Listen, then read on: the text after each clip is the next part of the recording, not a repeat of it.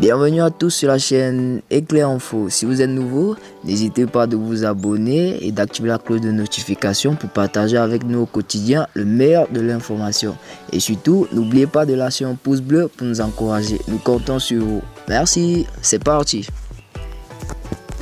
Enfin, libération des soldats ivoiriens détenus au Mali. Le processus en vue d'obtenir la libération des 49 soldats ivoiriens détenus à Bamako depuis 3 semaines serait peut-être long, a reconnu mercredi à Abidjan le porte-parole du gouvernement ivoirien. La Côte d'Ivoire a privilégié le dialogue pour obtenir leur libération et les discussions sont en cours, a rappelé le porte-parole Amadou Koulibaly à l'issue du Conseil des ministres. Tout est mis en œuvre pour que nos soldats rejoignent leur famille, a-t-il affirmé, ajoutant « Ce serait peut-être long, mais il faut faire confiance à l'État et un dénouement heureux sera obtenu. » La Côte d'Ivoire juge que ces 49 militaires ont été injustement arrêtés le 10 juin à l'aéroport de Bamako, accusés par les militaires maliens au pouvoir d'être des mercenaires, cherchant à déstabiliser leur pays. Selon Abidjan, la présence de ces soldats dans le cadre d'opérations de soutien logistique à la mission des Nations Unies au Mali était bien connue des autorités maliennes. La MINUSMA a cependant reconnu des dysfonctionnements concernant la mission de ces soldats ivoiriens. Le ministre ivoirien de la Défense, Téné Birahima Ouattara, a reçu mercredi les familles des soldats prisonniers, leur affirmant qu'ils avaient été envoyés au Mali dans le cadre d'une mission réglementaire et n'avaient pas fauté. Selon lui, le Mali et la Côte d'Ivoire ont pour ennemi commun le terrorisme et un même combat lui fait front.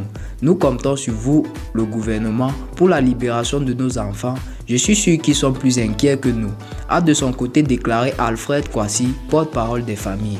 Fatou Diallo, mère d'un soldat, a dit avoir foi dans un retour de nos enfants. Le gouvernement nous a rassurés. Le Togo joue le rôle de médiateur entre la Côte d'Ivoire et le Mali, mais des premières négociations le 28 juillet à Lomé n'ont pas permis d'enregistrer de progrès. Le Mali exige notamment que la Côte d'Ivoire reconnaisse sa responsabilité et exprime des regrets pour le déploiement des soldats sur son territoire dans son cadre légal, sans notification ni concertation préalable avec les autorités maliennes selon des sources diplomatiques proches des négociations. Bamako demande également à Abidjan de lui livrer des personnalités maliennes présentes en Côte d'Ivoire et recherchées par la justice du Mali selon ses sources. Autant de conditions rejetées par le gouvernement ivoirien. Ces arrestations sont intervenues dans un contexte de friction croissant entre les militaires au pouvoir à Bamako et leurs partenaires internationaux. Le Mali, pays enclavé au cœur du Sahel, a été le théâtre de 2 coups d'État militaires en août 2020 et en mai 2021. La crise politique va de pair avec une grave crise sécuritaire en cours depuis le déclenchement en 2012 d'insurrections indépendantistes et d'actions djihadistes sanglantes dans le Nord. Nous voilà donc au thème de notre vidéo. N'hésitez pas à vous abonner à la page Éclair Info pour ne rien rater des informations à venir dans les prochains jours. Merci. Si vous avez aimé, n'hésitez pas à vous abonner et d'activer la cloche de notification et lâcher un pouce bleu. Merci à tous.